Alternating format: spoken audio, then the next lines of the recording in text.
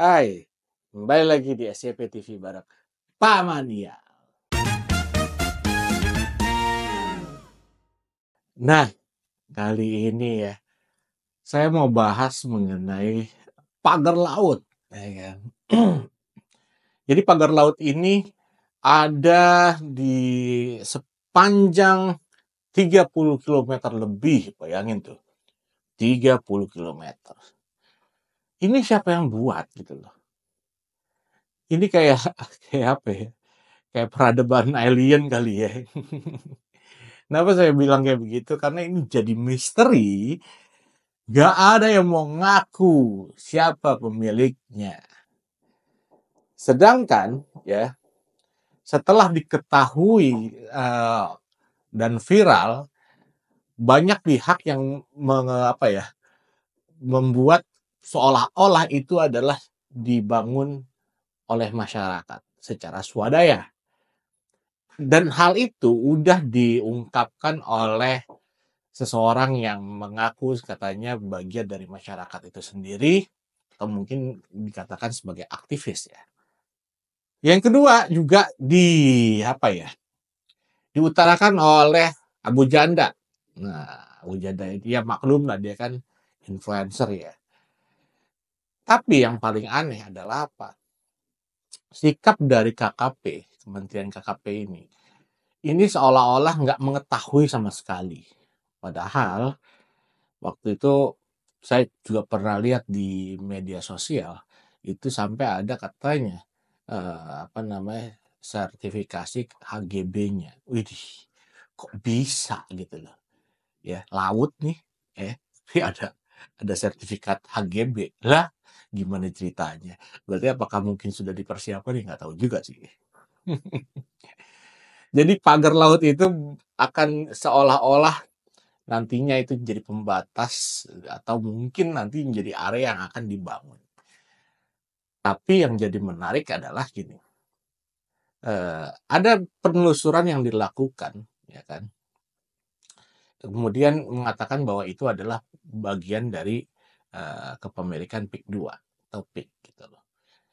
Namun pihak dari PIK sendiri ini menyangkal hal tersebut gitu. Katanya nggak mungkin lah kalau PIK masa pakai bambu. Ya elah, belum tentu juga gitu loh. Tapi yang jadi justru pertanyaan adalah ketika hal ini udah viral, justru ya ini Presiden Prabowo ini menginstruksikan untuk pagar laut dari bambu itu dicabut, semua dicabut. Nah, ya kan, akhirnya TNI Angkatan Laut ini mencabut sesuai dengan instruksi dari Presiden. Lucunya, justru Menteri KKP ini seolah-olah ini kayak jangan dulu deh gitu loh. Nanti ini bisa jadi barang bukti. Jangan dulu deh gitu.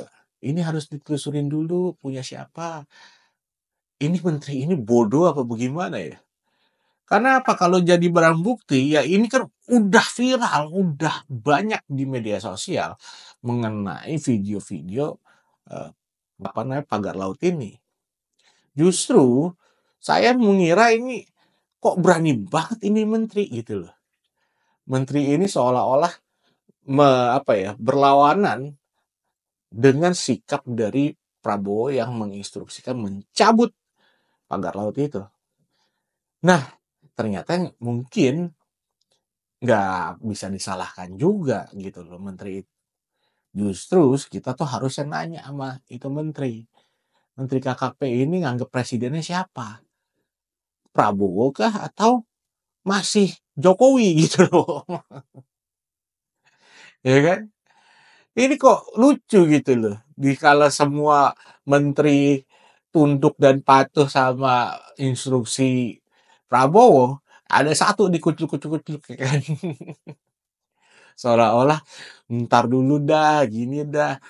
Karena apa? Ini proyek proyek apa ya? Ini kita bisa tahu lah karena ya ini kan pasti ujung-ujungnya proyek ya. Hal ini kan nggak mungkin istilahnya dilakukan dalam waktu 1 bulan 2 bulan gitu. Pembicaraan proyek ini pasti sudah dibicarakan lama gitu, mungkin setahun ke belakang, ya kan. Di kala itu presidennya belum Prabowo, gitu. Ini makanya jadi kelucuan tingkat tinggi nih ya kan, ada menteri nggak ngikutin instruksi, ya itu.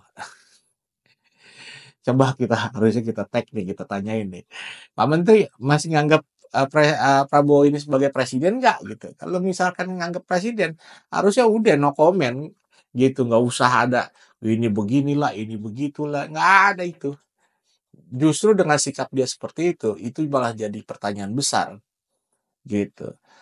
Dan, apa namanya, ketika sebelum diputuskan untuk dicabut, ya, pagar laut itu, Kementerian KKP ini kesannya jadi kayak istilahnya nggak tahu sama sekali, masa bodoh gitu kan. Nggak ada tuh yang namanya concern ke arah situ. Tapi giliran dicabut, menterinya yang justru, nggak usah, tunggu dulu, ini itu, banyakan alasan gitu. Nah, dan yang lagi pula nih ya, ini jadi apa ya, ini jadi lucu juga buat Abu Janda ya, yang kemarin koar-koar katanya, "Oh ini swadaya dari masyarakat, ini begini." Tapi ketika ada instruksi dari Prabowo untuk mencabut itu, diem juga kan gitu. Ini saya curiga nih mereka nih adalah apa ya, ya mungkin ya oknum lah gitu. Abu Janda terkenal dengan sikap toleransi terhadap apa namanya, keberagaman gitu kan, tapi mungkin agak kurang untuk masalah kemasyarakatan gini, karena jelas-jelas itu ya, menurut saya dugaan-dugaan selama ini nih, ya, itu adalah proyek dari, apa namanya, ya proyek besar lah gitu loh, dari salah satu pengusaha.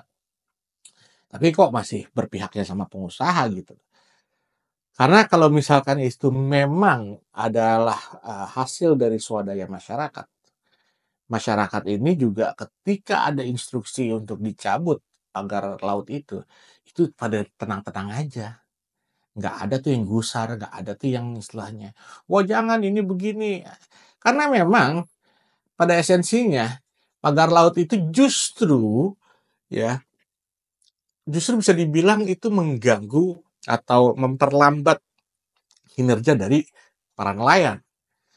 Jadi nggak masuk di akal gitu loh ketika istilahnya proyek itu justru adalah proyek swadaya masyarakat. Dan apa ya, saya memperkirakan untuk 30 kilometer itu pasti dibutuhkan dana miliaran gitu loh. Ya kan, tapi, eee, apakah mungkin dari masyarakat itu sendiri dananya? Kan enggak ya.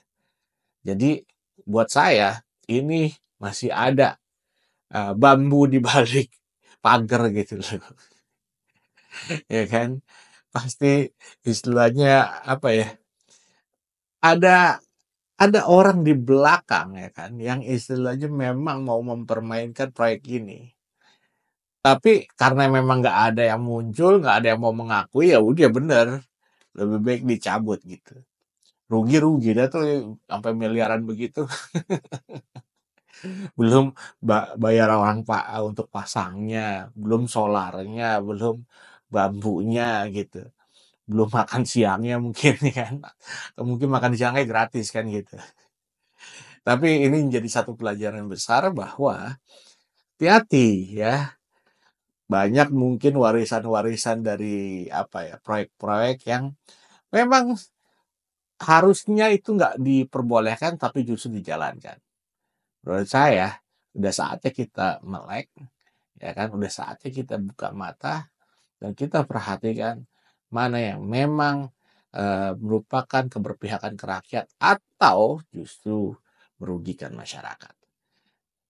Untuk sekarang saya pikir itu aja dulu, nanti kita akan lanjut lagi, ada topik-topik yang lebih menarik.